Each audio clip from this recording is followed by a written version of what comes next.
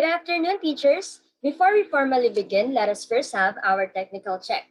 Please give me a like react if my audio is clear. And then now, if you see the screen we are sharing, please give us a heart react. Teacher Grace. Thank you, Teacher Chi, and welcome to the first part of TCSCOL webinar series entitled Education Philosophies, Conformity versus Reform. We hope you are fully energized to listen and learn from our speakers today. I am Mary Grace Tabares. And I am Ricci Louise Libunao, and we are your Masters of Ceremony. Before we proceed with our webinar, we would like to remind everyone of our e-rules. First, make sure to have your microphones muted to not disrupt our speakers. Second, we encourage everyone to have their cameras turned on if possible. And lastly, be guided that an evaluation form and QA in a Google form will be given at the end of the program. To start off, we ask everyone to bow their heads and feel the presence of the Lord for the doxology, to be followed by the Philippine National Anthem.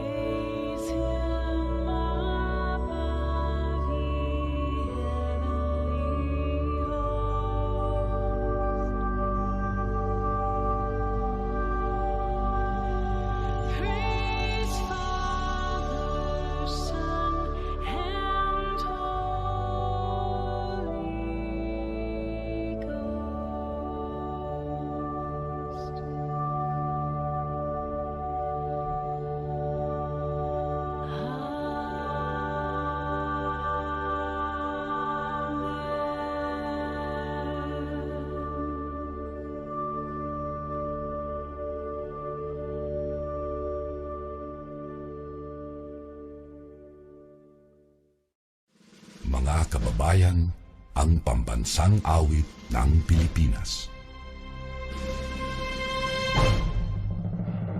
Kayang mag-ibig, dalas ng sinangalan, alam ng puso, sa dikit mo'y buhay. Lupang hinilang, kuya ka ng mag-ibig, sa manlulupin, di ka pasisigil, sa nagagang tutok sa simoy at sa langit mong bangaw, ay hinatang tula, awit sa pagkayang minamahal.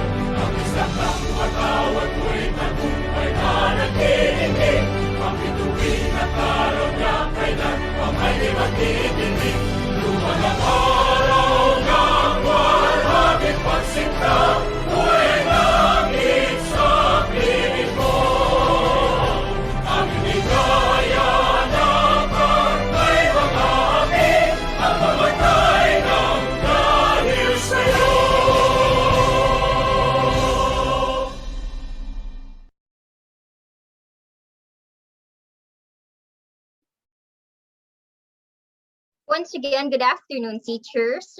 Welcome to Education Philosophies, Conformity versus Reform. Teacher Chi, I am really curious on what is the focus of our webinar. Could you give us some hints? Well, Teacher Grace, the focus of our webinar today is already stated in the title of our program. Today, our two speakers will discuss the different philosophies in education, which are very important to us aspiring teachers. Oh, wow, that would really help us pre-service teachers for us to know which philosophies can be applied in our future classrooms. You got it right, Teacher Grace. I bet everyone is already excited to hear our speakers, so we will not stretch this any further. Our first speaker completed her junior high school with high honors at Southern Masbate Roosevelt College. She graduated senior high school at Polytechnic University of the Philippines under the strand Science, Technology, and Mathematics. She is currently a second-year education student majoring in English. She is Ms. Rhane Angeline Estonilo. Good afternoon, Teacher Rhane.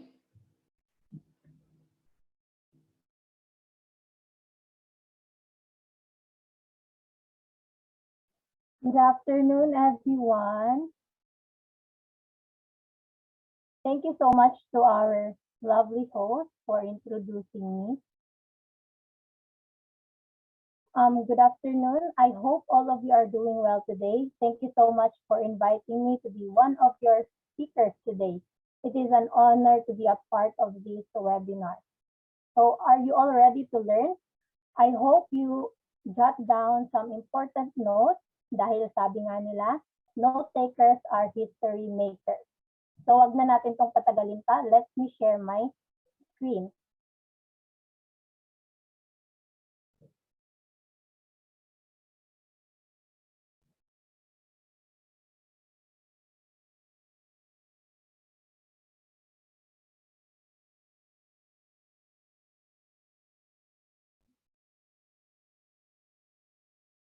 Do you all see my screen? Yes, Teacher Rhane. Okay.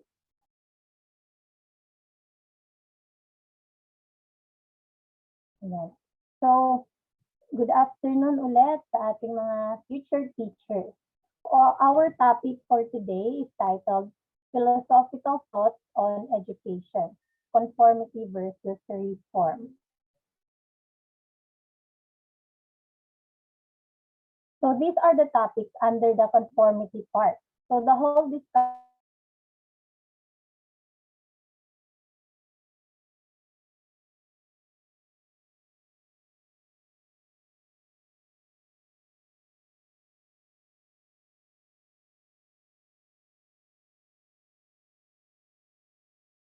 student. So kung nakikita natin sa picture na to, the teacher is depositing knowledge through through her discussions, di ba?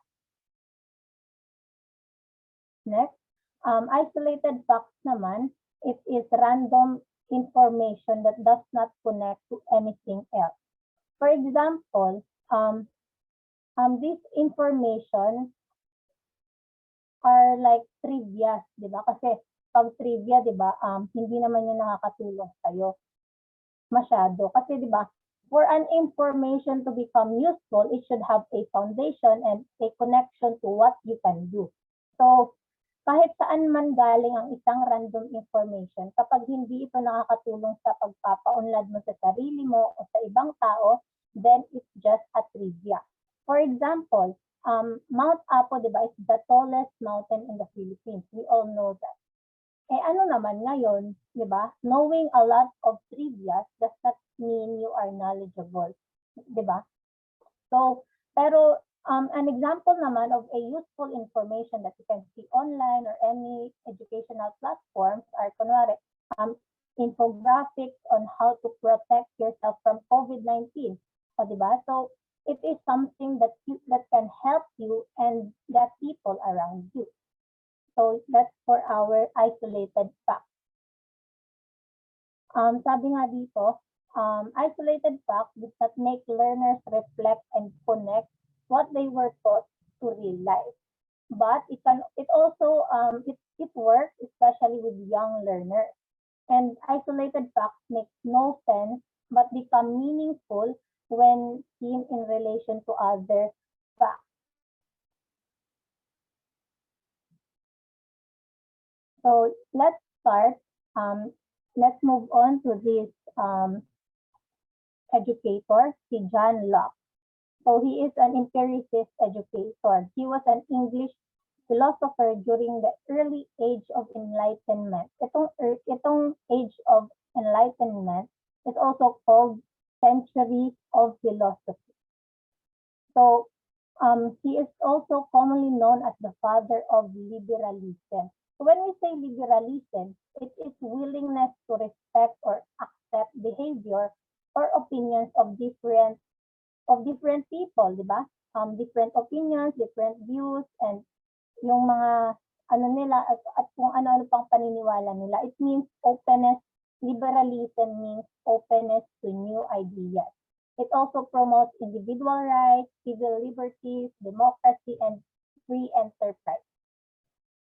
So, sabi dito, ang empiricism, sinasabi dito na at birth, the mind was a blank slate or tabula rasa.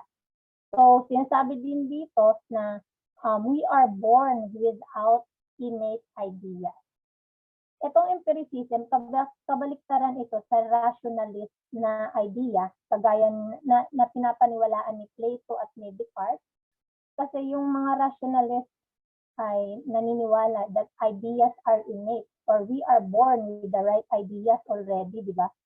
So, empiricist is the theory that human knowledge comes predominantly from experiences gathered through our five senses. So, ito nga daw ang sources of ideas or knowledge. Una, senses, and pangalawa, reflection. Una muna tayo sa senses. Na-observe nyo ba yung mga bata or noong mga bata pa tayo, how do we get our ideas? Like, alam na ba agad natin kung ano itsura ng aso? O anong tunog ng aso? Di ba? We get our ideas from our senses, our sense of sight, taste, di ba?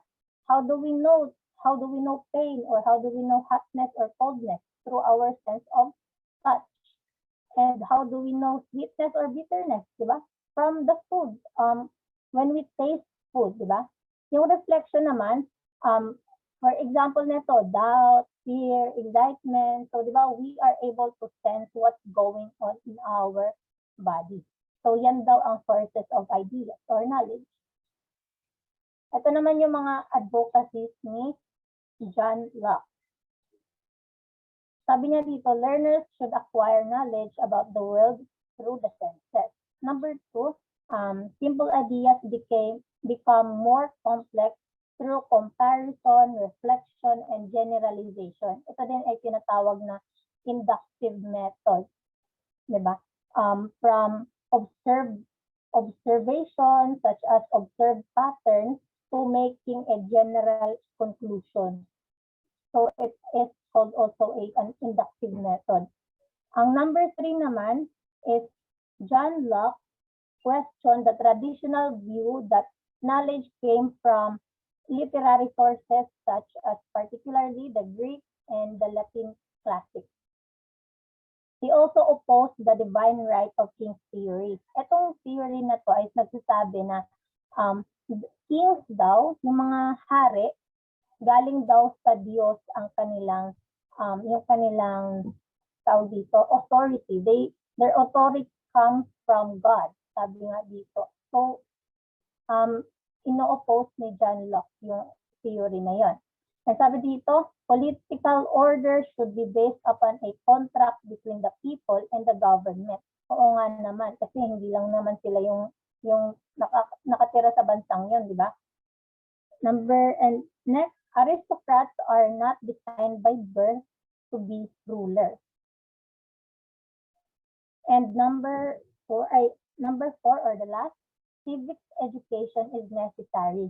So, diba? Para sa kanya, people should be educated to govern themselves intelligently and responsibly. Ito yung paniniwala ni John Locke na ang citizens daw ay dapat ay dapat actively participating sa pag-establish ng government or when choosing a leader. So nakikita natin na he is against political dynasty and he is pro democracy. Now, our next educator is Herbert Spencer. He is the utilitarian educator. Naniniwala siya sa survival of the fittest. Human development daw had gone through an evolutionary series of stages from simple to complex and from the uniform to more specialized kind of activity. Sa utilitarianism, sinasabi dito na ang theory na to ay it determines right from wrong by focusing on the outcome. And it is also the most ethical choice daw is the one that will produce the greatest good for the greatest number. So nakafocus yung theory na to sa quantity, di ba? More on numbers. Ito yung principles of utilitarianism. First, they give high importance to happiness or pleasure. Kung nakikita nyo dito sa number 1. Number 2 naman, actions are right if they produce happiness and wrong if it produce unhappiness. And number 3, ang meaning lang nito ay some lives or happiness are more important than or valuable than others. For example, ang naniniwala sila na ang king daw, ang life ng king ay mas importante kaysa sa life ng isang alipin, di ba? Yan ang paniniwala dito. In education naman, utilitarian education, it is used for many years around the world as a formal schooling basis with the intention of benefiting the elite and wealthy families and individuals. It also focuses on producing students who will be able to fit into society at an elite level and contribute as productive citizens.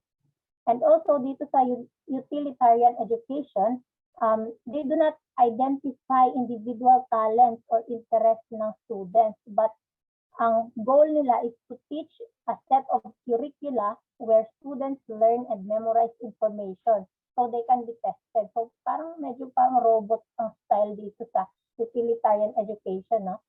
Number 2, it provides financial security and social status for the individual and their families if they are successful.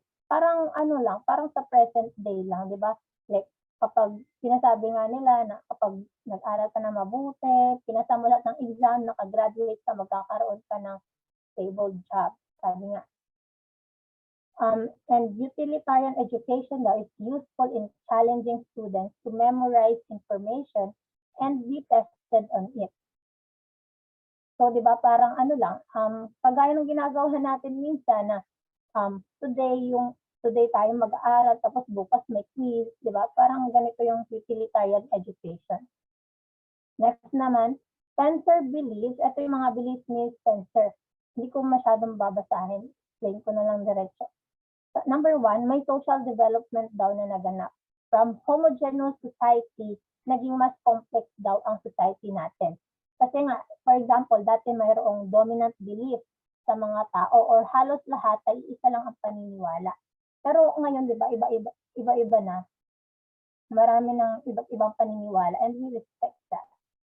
Number 2 naman and 3, industrialized societies need specialized education that is based on science. For example, ngayon, meron na tayong subjects na very specific like biology, chemistry, physics, di ba? And also, Spencer, ito yung iba pang paniniwala ni Spencer na he is not inclined to rote learning kasi naniniwala siya na schooling must be related to life and to the activities needed to earn a living. So parang practical pala itong si Spencer, no? Rote learning. Ano ba nga ba ang rote learning? When you say rote learning, it is the memorization of information based on repetition. So, ang example ng rote learning ay mag-memorize ka ng alphabet, numbers, multiplication tables. So, tayong lahat ay naka-experience na ng rote learning. No? Sa number 2 and 3 naman, dapat daw ay mas bigyang priority yung mga subjects like science and other subjects na that can sustain human life. Yung mas nakakatulong daw sa pagpapaunlad ng tao like technology. And number 4, kapag may individual competition, may pressure, di ba? And the right amount of pressure can produce the society's desired outcome. So, ito yung sinasabi niya dito, survival. He who is fittest survives. Next naman, let's move on to John Dewey. So, he is an American philosopher, psychologist, and education reformer whose ideas have been influential in education and social reform. Naniniwala pala siya sa learning by doing or learning through experience. So I will just read this slide because it's very understandable. Number 1, education. Ito pala yung mga pinaniniwalaan ni John Dewey. Education is a social process, therefore the school is intimately related to the society that it serves. Number 2, children are socially active human beings who want to explore their environment and gain control over it. Third, education is a social process by which the immature members of the group, especially the children, are brought to participate in the society. Number 4, the school is a special environment established by members of society for the purpose of simplifying, purifying, and integrating the social experience of the group so that it can be understood, examined, and used by its children. And lastly, the sole purpose of education is to contribute to the personal and social growth of the individual. So, gets na natin yun. Diba? Si John Dewey naman ay naniniwala dito sa pragmatism. What is pragmatism nga ba? This is a theory that focuses on developing practical solutions. Yun bang mga doable solutions? Itong pragmatism, pabaliktaran ito sa idealism or yung mga idealistic na belief. Kasi when you say idealist, di ba? Madaling sabihin pero mahirap or imposibleng gawin, di ba? Yung mga solutions. So unrealistic solutions to problems. So si John Dewey pala, meron siyang sariling version niya ng pragmatism. Tinatawag niya itong instrumentalism. So, etong sariling version niya, sinasabi na, the value of any idea is determined by its usefulness in helping people to adapt to the world around them. So, in other words, kung hindi masyadong nakakatulong sa pagpapalago ng tao, di ba? Hindi siya masyadong importante. Di ba? Instrumentalism believes that practice and theories are linked.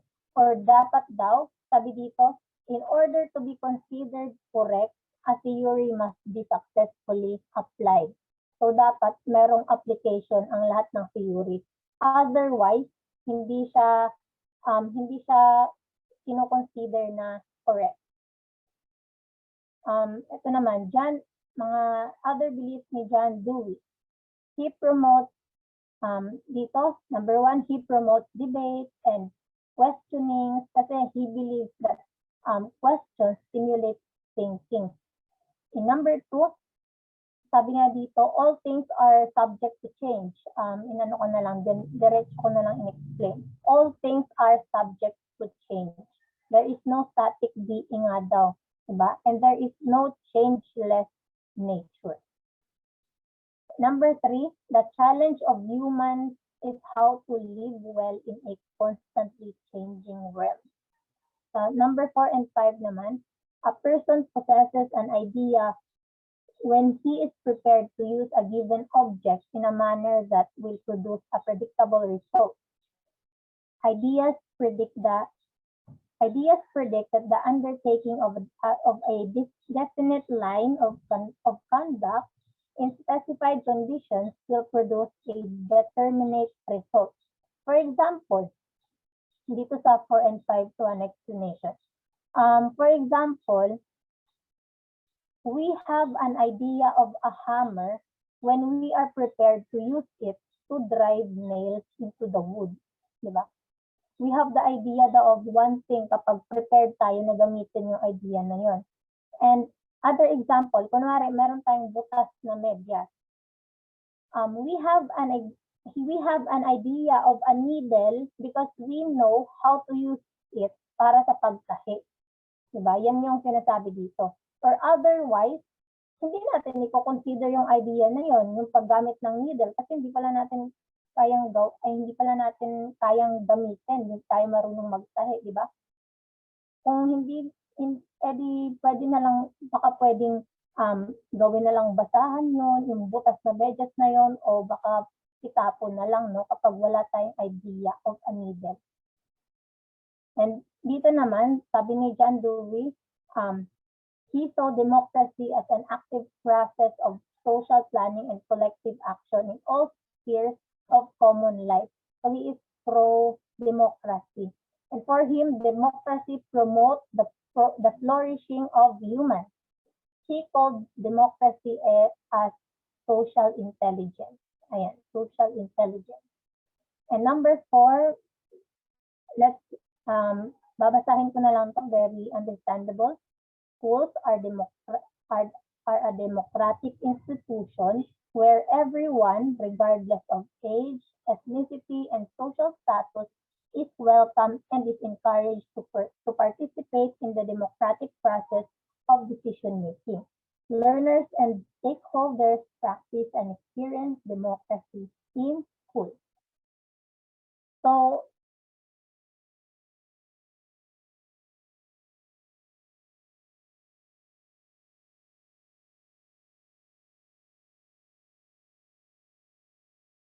I will read you the keyword. So when keywords, kapag narinig nyo ang pangalan ni John Locke, is empiricism, liberalism, and he is against political dynasty.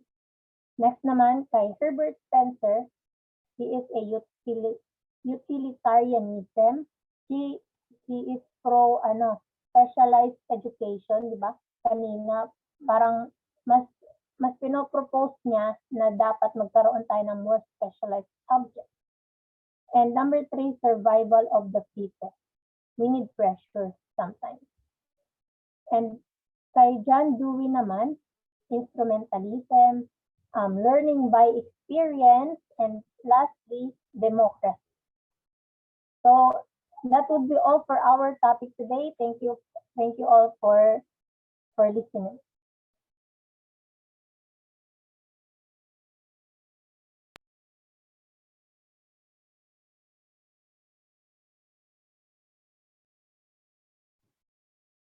Okay, thank you so much for that, Teacher Rhane. And just want to make a quick recap of what Teacher Rhane have discussed to us. Well, actually, I have here some notes. She have discussed about the isolated facts in banking method, the related facts and banking methods, the empiricist educator, as well as the sources of ideas, which has 2 parts or 2 types, which is the census and the reflection. Also, the utilitarian educator and some insights from the 3 principles of utilitarianism. Yep. Well, yep. Thank you so much for that, Teacher Rhane. And back to you, Teacher Ricci.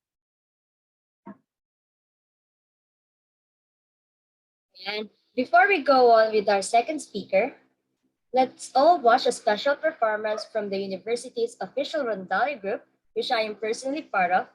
Give it up for PUP Rhane String Company with their cover of Liwanag sa Dilim.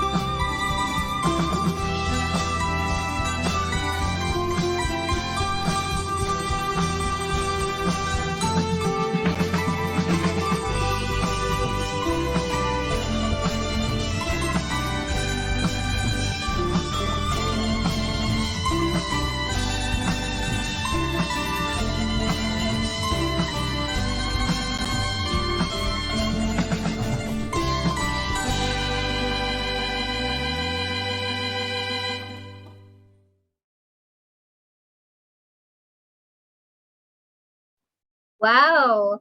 Let's give them a virtual clap. Thank you for that wonderful performance, PUP Harana String Company. Kaya nga ng sabi ng kanta, sana tayo'y tumindig at magsilbing liwanag sa dilim.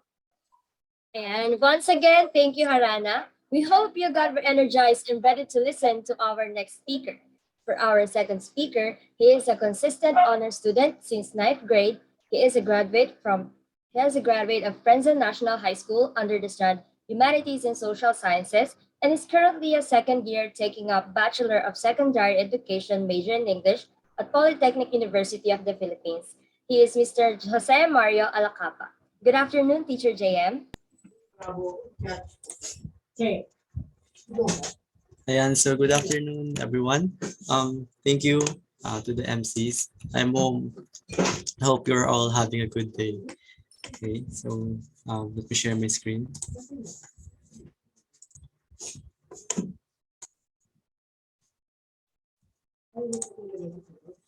Okay, so before I start, can you give a thumbs up if you can hear me? Is my audio clear? Okay. Is my shared screen displayed? Can you see it? Can you give a heart react, please? Okay. So seems nothing. Seems to be the problem. So now we're on the second part of our webinar today. So Ms. Rhane discussed a while ago about the conform side of the educational philosophies. Now for this part, I'll be the one to talk about the reform side of these philosophies. So shall we start? Okay. Okay, so what I'm going to discuss for this part are the people behind the philosophical thoughts on education, namely George Counts, Theodore Bramel, and Paulo Freire. Next. So let's start with George Counts with his philosophy, building a new order. So let's get to know him first. Who is he, what he did, and other things about him and his advocacy. So first, he's an American educator and activist. He was a leading proponent of social reconstructionism and believed that schools should bring about social change. He studied in the influence of powerful forces, which are the social and economical forces in the American education. So in his books, he argued that the interests of upper class elites are uh, prevalent in schools, especially high schools and school boards, which means it denies the equality, particularly for immigrant and African American children, of course, in education. Okay, next. So on this part, these are what he did in his course of advocacy on Reconstructionist view on education. Now, so in 1931, he published the Soviet Challenge to America. So he was on the tour. He was impressed with the efforts of Soviet social planning. Then he thus attributed the social and economic crisis ng Great Depression sa America, which is from 1929 to 1939. He pointed out the US government lack of planning. Okay. In 1932, his speech was included in the pamphlet Dare to Build a New Social Order. So prior to this, he criticized the Progressing Education Association, an organization in the America, for its organization's absence of social theory to guide the education. So there was no concrete guide for their education. Okay, sa statement na noon, he called for schools and teachers to help in adopting planned collective economy.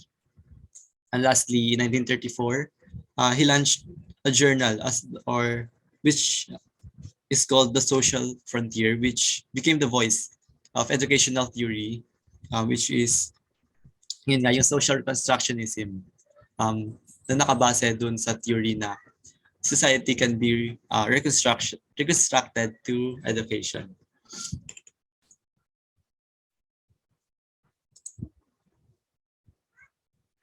Okay. Um, he challenged the educators to utilize schools as avenue for critiquing and transforming the social order. He believed that schools should be place that enables critiquing and reforming the social order. Okay, as for the teachers, he also want that they should move away from the mere concepts of democracy, but teach about power and injustices explicitly or directly. Okay.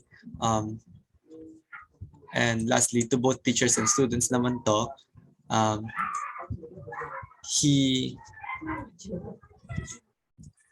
wanted both to have their primary goal, the better social order or building the social order as their primary goal. Okay, next. Ayan. This part is are his advocacies. So he believed that education is not based on eternal truths, but depends on a particular society living at a given time and place. So education for him should be dynamic. It should change along with the society. This means that um, we should not be fully conforming to those that are existing. Okay? Okay.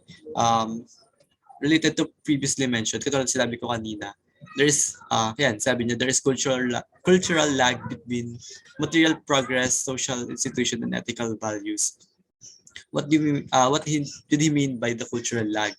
So there's cultural lag when material aspect has lower development than the other. Okay. So for example, material um, is advanced technology, of course, in education. Then yung non-material are your practices in education. So for example, you are teaching with all the advanced technology that you have around you, but you still choose to teach old-fashioned way. That is cultural lag. One of the aspects are not aligned, diba? One is left behind. Yeah, that's why sinabi that depends on a particular society living at a given time and place. Okay, so uh, he also argued that instruction should be incorporated uh, with more practical and more of problem-solving methods. Which of course, magagamit nila practically. So schools should become instruments for social improvements instead of being agencies, keeping the status quo. Instead of keeping up with the status quo in the society, schools must be the vessels for transforming these. What do you mean by status quo? Those are pre-existing conditions sa society natin, the status quo. So, ayan, he also argued that teachers are or should be agents of change, not just syempre not just teachers but the whole institution kasi they have radical impact on the society. Yan. For Reconstructionist view, teachers should lead society rather than follow it. Syempre, as teachers, we are shaping the youth who are the futures of the society. Thus, teachers should start by instilling game-changing values and knowledge.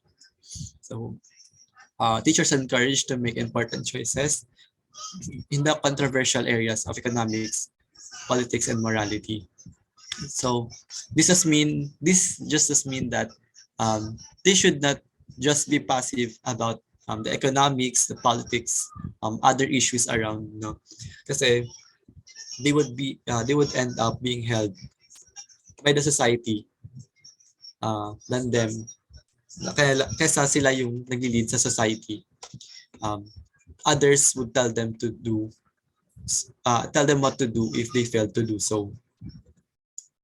Okay. So next is education to be provided by schools should leave equal opportunities. So of course, education na ipoprovide should be inclusive for all. Syempre, all are given opportunities. Should serve as leaders affecting social change. Lastly, as teachers take their step to lead, they are affecting social change. Okay. Next is Theodore Bramel with his social reconstruction philosophy. So he was a philosopher and visionary educator who believed or developed the reconstructionist philosophy of education. Spent his lifetime working for personal and cultural transformation through education. Ayan. So in this philosophy, he encouraged free use of reasoned arguments and debates, not just inside the school, the classroom of course, but um, with the practical conversations ng mga students. Okay, so he was also influenced by John Dewey's philosophy. No? So kung i-review natin, he's a proponent of learning through experience. So, and I quote here, his statement is, education is a social process. Thus, the school is intimately related to what it serves. Yun. So, ayun, he urged the students to become powerful forces for social and political change. And he argued for radical philosophy, focusing on the weakness of structure in social, political, and economic. And from what he found out, there came his idea ng bagong social order na syempre it opposes the social inequalities such as prejudice, discrimination, and economic exploitations. So first is your prejudice. It may fall on the social and political structure. So example nun is yung racism, which is barring someone from social rights and political rights because of their race. Next is discrimination, may fall on social or maybe political. Ito yung discrimination, particularly sa mga disabled na individuals. Lastly is yung economic exploitation. So, this, for example, nito yung mga unjust wages, forced labors, mainly focusing about labor sector. So overall, yung philosophy na to is having democracy as its core. No? Democracy is the center of this philosophy by Bramel. Okay, let's know more about him. So 1950s, he developed the terminologies of educational philosophies. So I think this was already discussed on previous subjects. So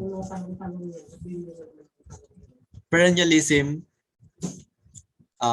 focuses on classic Greek and medieval Europe thoughts. One of example is Cynicism, which is a Greek thought or philosophy. So progressivism is a liberal experimental education. Reconstructionism is a radical philosophy. Previously, this is the response to the issues in the society. So, sabi nila by this philosophy, the society will be transformed for a better through the means of education. Okay, so I have here a quote. Reconstructionism is a philosophy of values.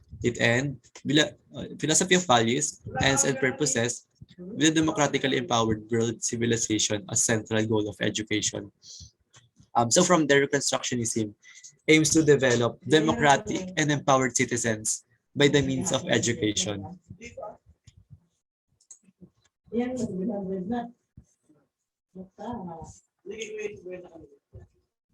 Okay. Some critics found this philosophy to be goal-centered and utopian. And so medyo utopian or perfectly ideal world yung and goal-centered daw yung advocacy. Syempre, maybe because there is no emphasis on how and utopian because it seems na idealist or ideal society. So others also view this advocacy of having teachers as activists for social change quite unusual. So it's but there it was termed as quite disturbing. Okay, next. Yeah. So social reconstructionism, it is a philosophy that emphasizes reformation of the society. Ayan, reformation of the society is the goal. Okay. So the social reconstructionist stated that schools should have critically examine present culture and resolve controversies and conflicts to build new societies that just to change society.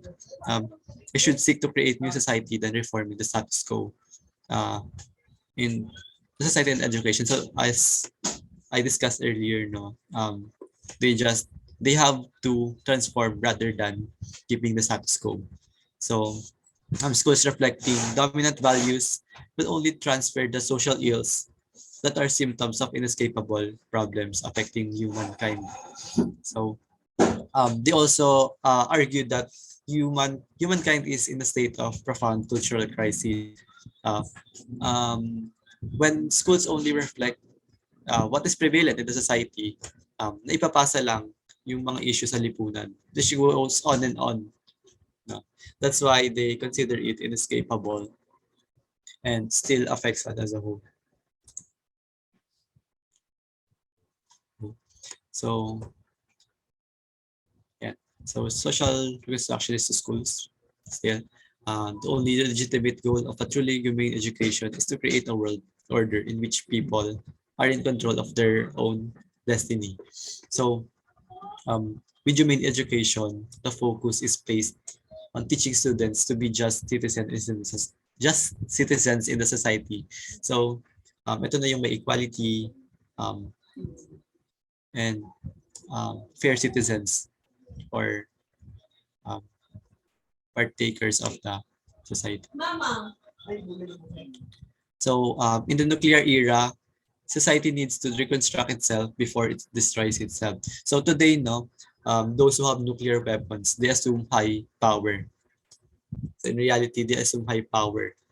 Say for example, the Russia or North Korea, they with the presence of these armaments, the art society enters into hierarchy kung saan only those powerful will be on top. So, wala na yung equality na ini-envision ng mga reconstructionists. That is why they said that society would be needing reconstruction. So, in the era of technology is an era of interdependence. Therefore, education must have an international scope for citizenship in global level. So this is also one of the views of social reconstructionists. No? So we have interdependence. So how can we say so? Of course, there's e-commerce. With technology, the world is your customer. You can have um, a wider venue for marketing. What else? We have vast and swift ways of being interconnected dahil sa technology. So ayun, I also have here the international scope. Sinabi dito na international scope, no? Students, sabi nila, students daw, must have global perspective to cope up in a globalized world. They should have awareness that just on their local setting, but also to international. Okay. So, reconstruction, for this is reconstructionist view pa rin. Education is designed to awaken students' consciousness regarding social problems and enable them to actively engage in the process of problem solving. So for them, na mga reconstructionists, education must be eye-opening or awakening sa mga social problems. They believe that learners should have consciousness and active participation kung paano masasolve yung mga social issues na to. Okay? Next, they firmly believe, committed to equality or equity in both society and education. So for them, the problems brought about by the socio-economic class and discrimination of race should be eradicated.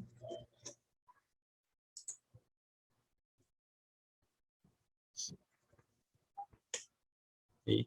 So now we're on to the last proponent of philosophy, which is critical pedagogy by Paulo Freire. So he was born, onting background lang about Paulo Freire. He was born on September 19, 1921 in Recife, northeast of Brazil. sa middle class family. So in 1929, sa Great Depression, he experienced poverty and hunger, and that started his fight against oppression. Okay, so with his works, he became pioneer of grassroots educational approach, which uh, in 1970s he gained more attention in Europe, enabling him to work with organizations like UNESCO and iba pa. Yeah. So he believed or he rejected the notion of charity mentality, which is a form of help that wants to help those affected without them as subject and designers of the to take your own life seriously na idea. So for him, charity is just a demonstrations. It's just a demonstration of one's perception ng moral superiority that they claim for themselves. So para it's just of no, for the sake of helping and showing that they have more consciousness and uh, mean to aid less fortunate than others. Next. Okay. So let's look into what he has done over the course of his advocacy. So in 1959, his literacy method managed to make an adult literate in just 40 hours, which is achieved by combining learning and to read and write. So 1962, the Goulart government in Brazil took the method on a large scale on national program, as a national program. So, ang goal nila dito is to educate 2 million people sa reading and writing. Kasi nung panahon na yon, those two skills are essential for them sa politics. Kasi when they are able to read and write, it equates to their right of voting. Na kung saan yung mga illiterate are excluded from that from that right. Okay. In 1964, the project was violently ended as the military assumed power with a coup. So, um, well, the program was short-lived. After 2 years, it was terminated dahil sa coup na ginawa ng mga military. He was sent to jail for 72 days after nun. And after his detention, he proceeds to teaching at universities later on. Okay. So these are the ideas or the concepts in his philosophy. So just like the constructionist, he also believed in changing educational system for championing against oppression. So according to Priory, di ba, his goal of overcoming oppression and domination must have requirements. So ito yung dialogue and critical consciousness. And as well the development of awareness. Yun yung required to overcome oppression and domination. These three are self-explanatory naman.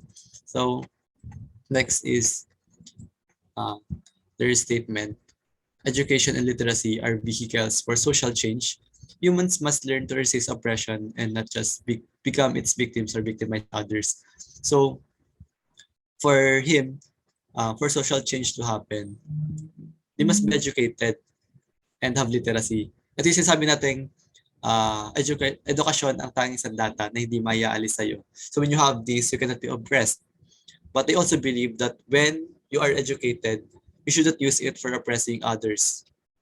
Okay? Being educated means that being just and humane citizen in the society. Okay? Lastly, the teacher is no longer just the one who teaches, but one who is taught. They also teach. In this way, they become jointly responsible for a process in which everyone grows. So this is applicable nowadays now, where the teachers are not mere carriers of knowledge. They are just the one who impart the knowledge. Today, it's now a two-way for teacher as well as the learners. Okay, so teachers teach, the students learn. The students share, the teachers also learn. So from there, From that kind of classroom setup, everyone grows. Okay? Yeah. So his ideals or his beliefs.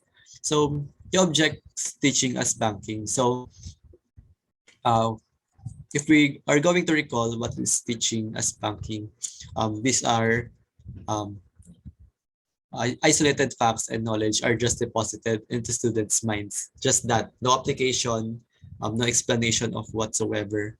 It's just that. Okay. So next is educators must not be the sole possessors of knowledge and his or her students as empty receptacles. So children must also be engaged in the discussion. This may be in form of maybe soliciting their views and perspective, um, applying what they learn through creating something new out of that what they learn. Okay. Next is rather so teaching us a learning process of inquiring. Okay. So that is why today we aim of having children apply or raise questions um, into what they learn, and we also aim to to let them create something new out of what they learn. They are not just mere carriers and receptors of knowledge, but creators or innovators of what they learn. Ayan. Next, or lastly, for conscientization to happen, a democratic relationship between teachers and his or her student is needed. So what is conscientization? Okay, so conscientization is a process of developing a critical awareness of one's reality through reflection and action. So it's just a process where your critical awareness will be developed gamit yung uh, process of reflection and action. Yun nga, yung learning through experience and reflecting from what you experienced. Okay? Ay, tapos na pala.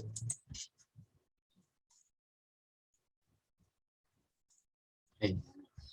So now, we will go to the critical pedagogy itself. Now, so critical pedagogy is a problem-posing education where the central element is dialogue. This mainly focuses on analyzing and implicitly. No, dito encourage yung students to critique power and oppression as well as other issues.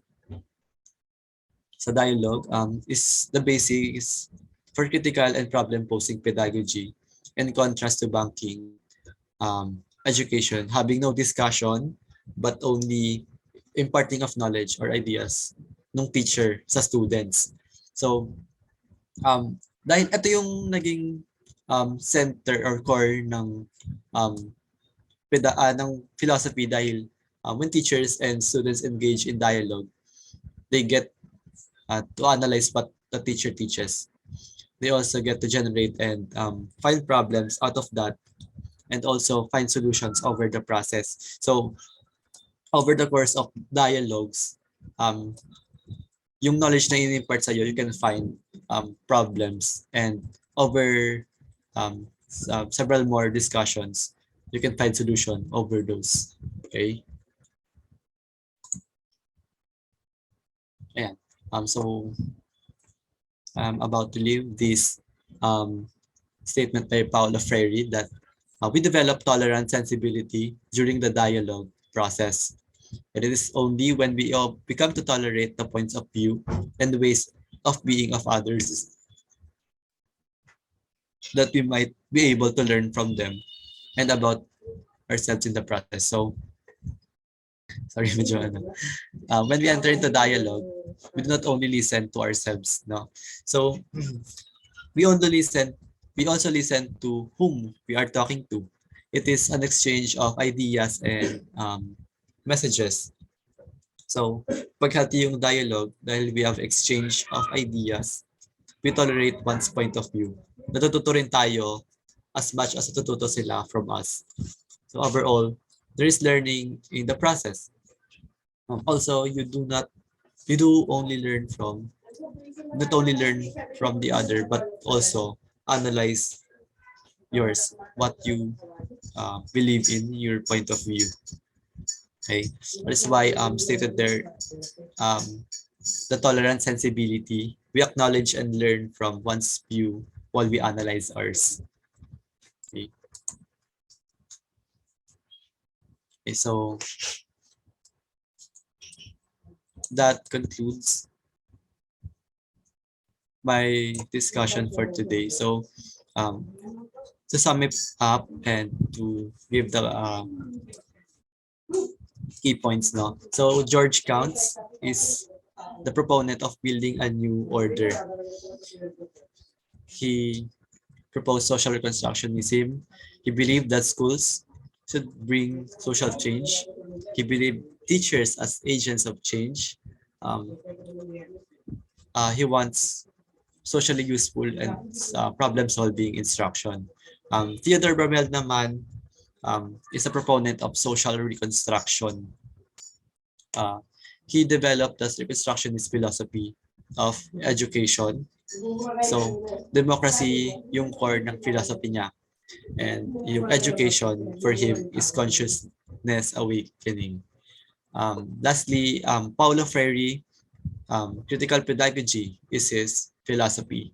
So, he opposed teaching as banking, as his dialogue as the core, the conscientization or developing critical awareness. Okay? Critical pedagogy, ito yung problem-posing education. Central element niya is dialogue. Okay? So, that sums up my talk for today and thank you for listening. Ayan, thank you for that wonderful discussion and fruitful discussion, Teacher JM. To everyone in the audience, if you have any questions that you want to ask our speakers, feel free to send them through our chat box. Oh, so we have a question here for Teacher Rhane. Among the theories you discussed, what theory? Hold on. Okay, so among the theories you discussed, what theory should we adopt or give more importance to in schools?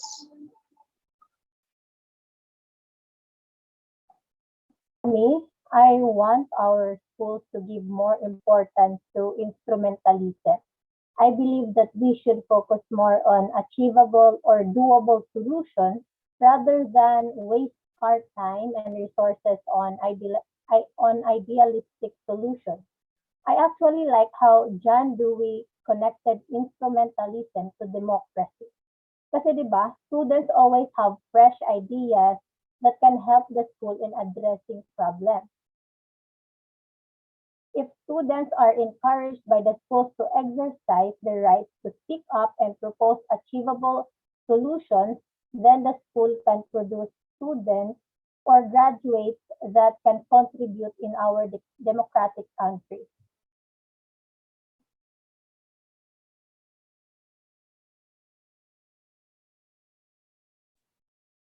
We also have here a question for Teacher JM.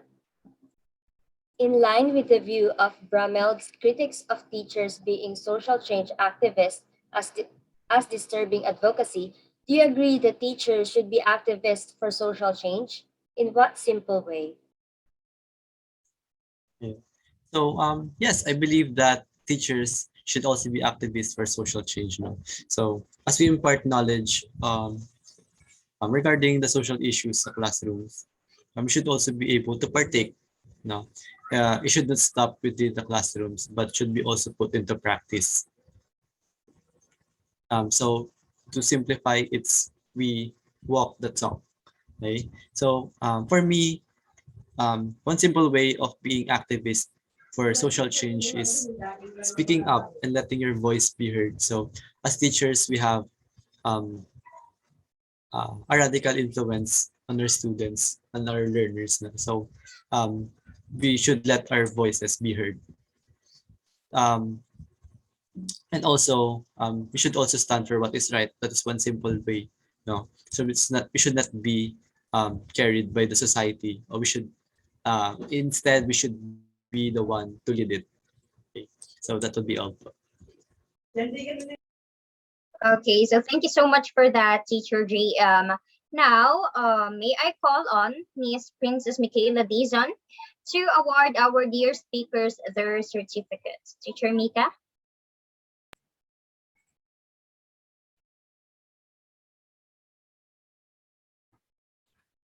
To recognize and acknowledge our speakers for this webinar, let me read the citation of the Certificate of Recognition. Republic of the Philippines, Polytechnic University of the Philippines, College of Education, Department of Elementary and Secondary Education. This certificate of recognition is hereby given to Mr. Jose Mario D.C. Alacapa and Ms. Rhane Angeline C. Estonilo in grateful acknowledgement of their engagement and insightful participation as resource speakers in the webinar of the teacher and the community, school culture, and organizational leadership entitled Education Philosophies, Conformity versus Reform, given this 22nd day of April 2022 via Zoom.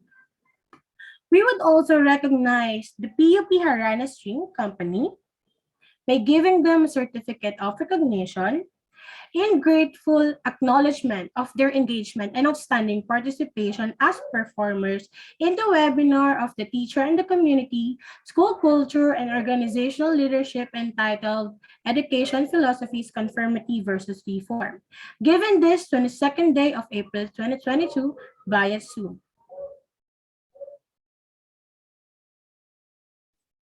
And of course, we would also like to give Dr. Corpus a certificate for allowing us to conduct this webinar. Teacher Mika? We would like to give a certificate of appreciation.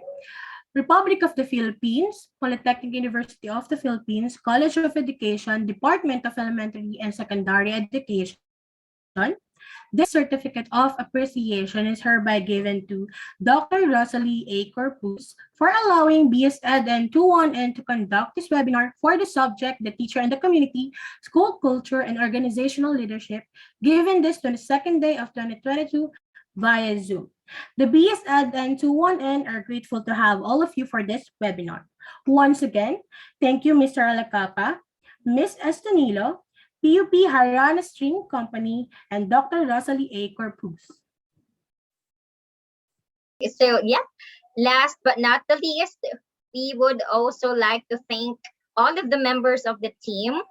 We wouldn't be able to accomplish this webinar without the help of everyone. To the technical team and to the creative team, thank you so much for your hard work, guys. I would like to remind everyone about the Q&A and evaluation link that will be sent after the program. Don't forget to answer the form to get your e-certificate from this webinar. It has been a fruitful afternoon, and we hope everyone learned a lot from our speakers. We can't wait to see how you use it in your future classrooms. This has been Ricci, Louise, Libunao, and Mary Grace Tabares, your Masters of Ceremony. That concludes our webinar.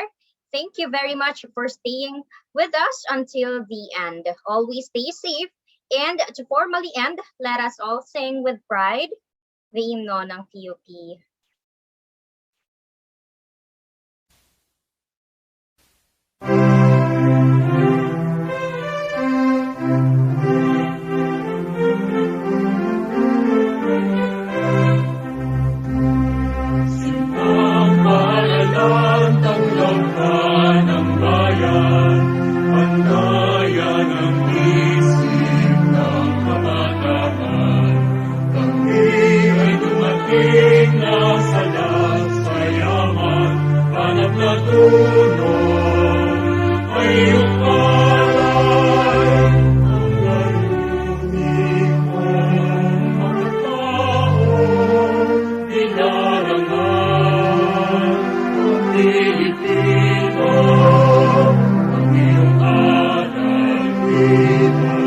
Ang iyong